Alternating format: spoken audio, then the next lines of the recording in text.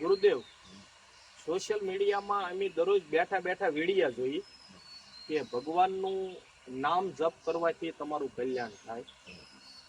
તો મારું માનવું એવું છે કે ખાલી ભગવાનનું નામ જપ કરવાથી કલ્યાણ થાય, માનવ સેવા કરવી જરૂરી છે, ગૌ સેવા કરવી જરૂરી છે, કે ખાસું આચરણ કરવું જીવનમાં જરૂરી છે? એની વિશે ગુરુ મહારાજ થોડુંક માર્ગદર્શન આપો.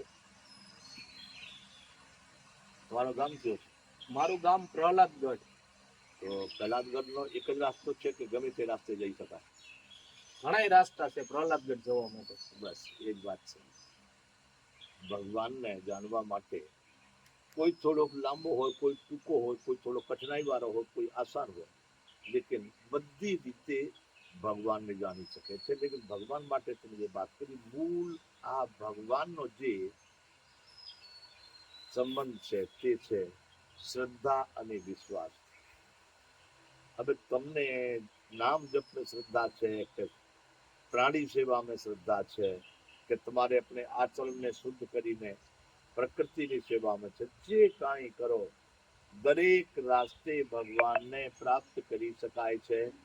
લેકિન જેટલા આસાનીથી આપણે બોલીએ છીએ, વાતો કરીએ છીએ, એટલો આસાન નથી.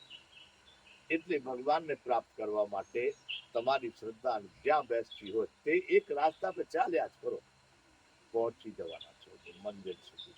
આજે આ રાસ્તો, કાલે આ રાસ્તો, પરમ દિવસે રાસ્તો, તો પછી ભટકતા રહેશો. જેમ એક ચોરાહા ઉપર માણસ છે ને, ચોકડી આવી જાય તો ફર્યા કરે, એટલે રાસ્તા બદલવાથી ફરવાનું થઈ જાય છે.